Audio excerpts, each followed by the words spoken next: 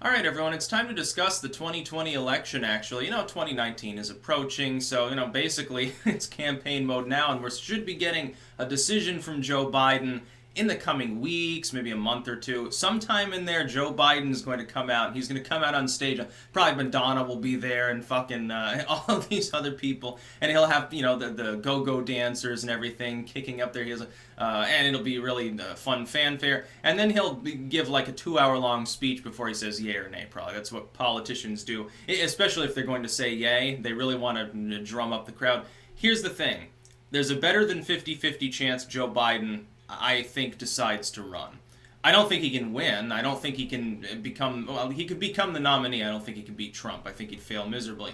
Here's the problem, though. This is something I was looking at in respect to some articles and polling that I've been reading, which is that the majority of the Democratic Party want someone totally new. They don't want a Clinton or a Biden. They don't want a dynastic face within politics. Nobody, essentially, who has been directly associated with a presidency or a past campaign. Disqualifies Clinton, disqualifies Sanders, who can't really run under their rules at the DNC now anyway without fucking up his Senate career.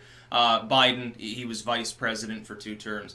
It disqualifies these people under that general header. The problem is this. Now, Clinton, I don't think runs. Sanders, I don't think runs. Biden, I think, more likely to run. If he gets in, if you've got 60% or so of the party, they want a new face. What does everyone else want? They want Joe Biden. He's the one most uniquely qualified person to win the primaries if he can prevent himself from making a gaffe, and I'll tell you why. The Democrats right now are like a bunch of underfed sharks that smell blood in the water. They think that the Trump campaign will fall apart. They think his presidency is basically dead in the water. I disagree with that, but they think so.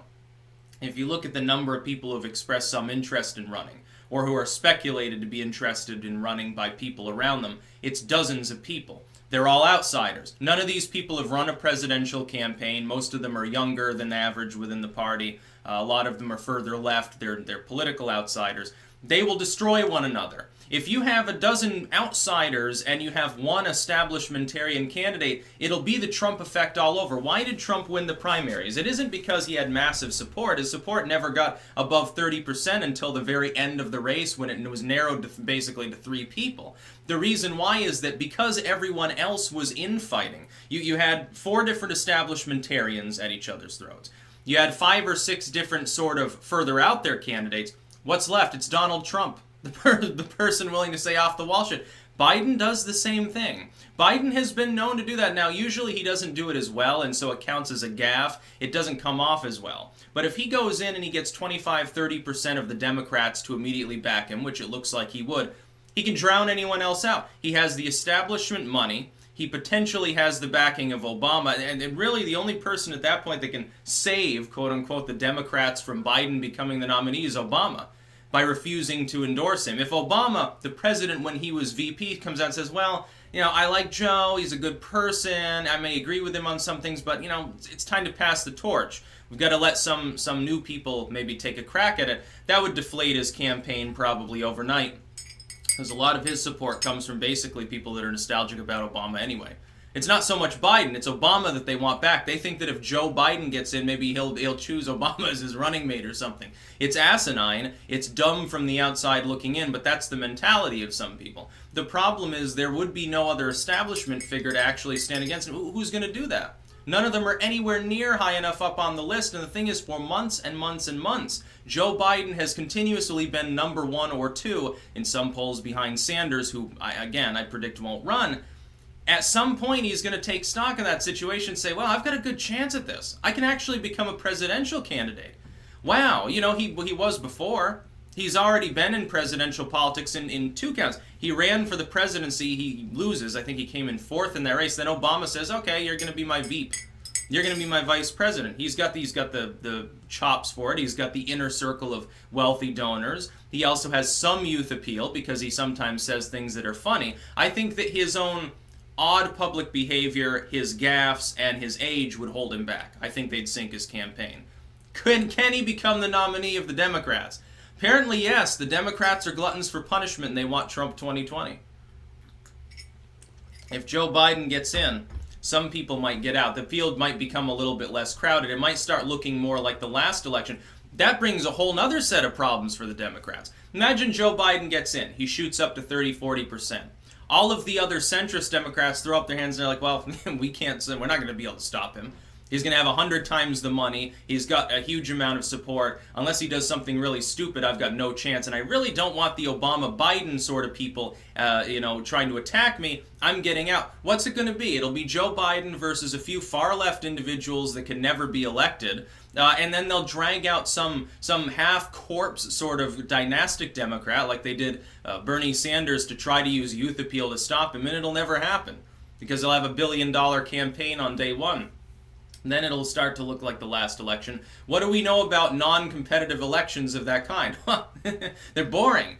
Which means that Trump will gobble up all the oxygen in the room again. He'll browbeat the individual and say, look, I lowered your taxes. The economy's going fine. Stock market aside at the moment. I'll be talking about that later. We're not in any major conflicts. I got us out of Syria. Trust me, that's going to be a winning campaign message. Hey, Obama never got us out. He tried to get us in more and more. He wanted to conduct all sorts of strikes and shit. I threw up my hands and said, fuck it. And if he does that in Yemen, along with the consent of the Senate, I think it'd be a good idea too. Get us out of Afghanistan also. The more wars we get out of, the harder it is for people to call him a fascist. I guess the only line the Democrats will have left is always bringing the troops back so we can jail people here. So he's attack political dissidents more with those extra few thousand U.S. Marines. Not going to happen, but that's the way it works in politics. It's looking good for Trump at the moment, I will say that. It's looking very good for Trump when the only person the Democrats have sort of semi-solidified behind is the last vice president that they fielded. Well, if that platform was a winning platform still, unlike in the mid-fucking 2000s when Obama was running, if that platform was a winner, wouldn't you think that Hillary Clinton would have won? Because she could have run on all the wonderful successes of the person who came before, and she tried. She had Obama stumping for her. It's not like he was invisible on the campaign trail, even though you can tell they're not exactly close friends. Now, the only deviation was on, like, healthcare and stuff. Everything else was the same. It's like, oh, he came, we saw, he died, ah ha ha. Yeah, that sort of thing isn't going to go over well. It's going to be funny when Joe Biden, after the last election, when people had, like, Clinton rape shirts and were showing up at rallies and for the cameras, it'd be really, really funny when somebody shows up with a shirt that has one of those Joe Biden creepy pictures on it. Yeah, that's going to go over really, really well trying to actually explain that pattern of behavior in the Me Too era. I think it could be a legit problem for him. I'm not joking. I think that would become a political issue. He'd be forced to address it, probably be gaffmaster at the time, and he would sink his campaign. He's fucking old. He's out of touch. His platform was already wiped out in the last election. The Democrats are about to fucking pound themselves in the face with a rubber mallet, it looks like. And unfortunately, it doesn't look like at this particular time, it doesn't look like any other Democrat can stop him. If he gets in, and if he doesn't, then it becomes a free-for-all. It'll be messy, it'll be blood sports a la the DNC, and they'll attack each other so much that whoever gets the nomination will be so embattled and scandal-ridden by the time that they get to the general election that they might be unelectable anyway, and Trump will just say, look, I'm already here, just fucking re-elect me. I'm working for $1 a year, it's a good idea. That's about all. Peace out.